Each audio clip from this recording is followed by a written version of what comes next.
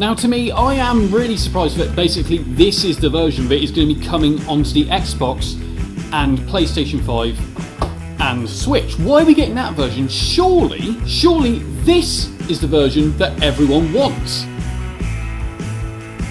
I mean, just look at the way this looks. This really is a thing of beauty. I'm pretty sure, as we already know, this did get canned pretty much down to legality reasons. Hey, I could be wrong, but to me that looks like the version surely we want to look at, and the version we're surely going to check out right now. Hello, Q. I've got a mission for you, young Hunt, and that is to play the unreleased version of Goldeneye any way possible. But I don't have a car. You do now. Okay, maybe I do now have a car. Okay, thank you very much. Is it any good though? Just shut up and get on with the damn review. Let's find out.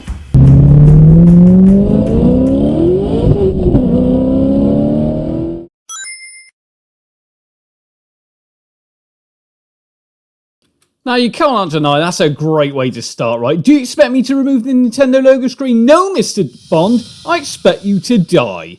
This is a nice little poke at obviously Nintendo, and I've got to be honest, I'm pretty sure this is again due to legalities. I'm not really sure. Either way, I'm going to shut up. Take a look at the intro.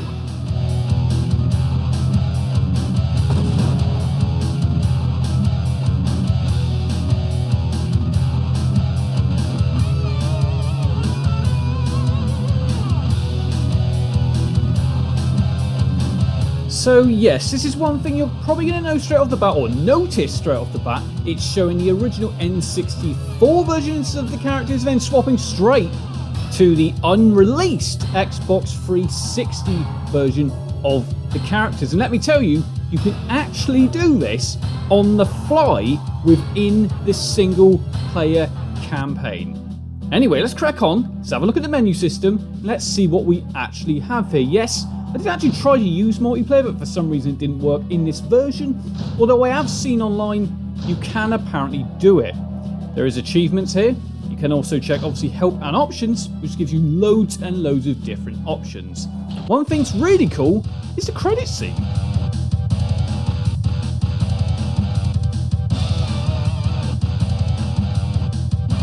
Well, what the hell are you then? A sex maniac or something? Oi! Ooh. Now then. Oh, no. Which, yes, let's face it, we don't really want to see them necking on each other, do we? Anyway, we can take a look at the controls. All pretty simple controls, and actually, to be fair, work really, really well on the Xbox 360. Although you will have to get used to it a little bit. It feels like it probably could have been, enhanced a bit. Remember, though, this is a beta, not the full version. Loads of different things like aspect ratio, sound, etc. All here, all on point. And then we also get to see what could have been, aka local multiplayer or system link. Now, obviously, local multiplayer you can actually do in this version. System link, though, I'm not entirely sure, but, let's face it, we could give it a go at some point. But then we're on to the first level. Damn, this is a good one.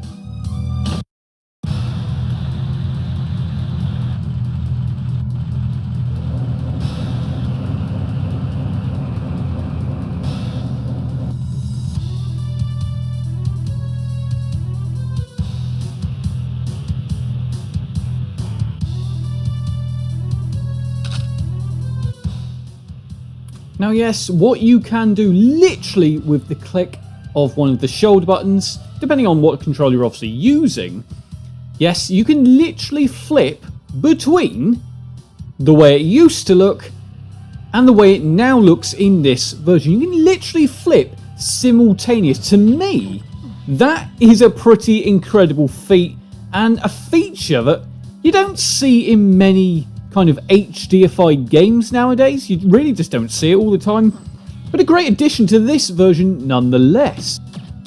The other thing is clearly the sound effects and kind of, the soundtrack, they all seem very reminiscent, if not exactly the same. Now, I don't know if they wanted to kind of go down that route, but I think it would have been crazy if they did change the sound effects, and if they did change the actual soundtrack, it just wouldn't have made any sense. You kind of need that little bit of nostalgia for the original product, for the newer HD version to shine, in my opinion anyway.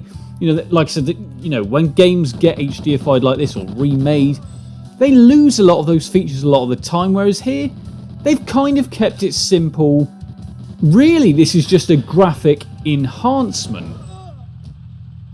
But yes, if it really is just a graphic enhancement, is this all we need? I think, to be fair, yes. I think all we really wanted was a version like this, where you could simultaneously flip between how the original one looked and this version. So it makes me wonder why on earth that's not the version we're getting coming to PS5, Xbox 360 and, well, hey, Xbox One and Switch. It seems a bit of an odd decision. Probably, again, it was a different studio. That's all it's really going to be. But you think Rare, they could have done it. It seems a real odd decision. Cool thing is the game actually still keeps the segments where it's kind of a third-person look at what Bond is doing at the time, aka jumping off a dam. You still get to repeat that exactly like you did in the N64 version, which again is great because it's keeping within the original style, the original feel. Like I said, I keep banging on about, this really is just a graphics update.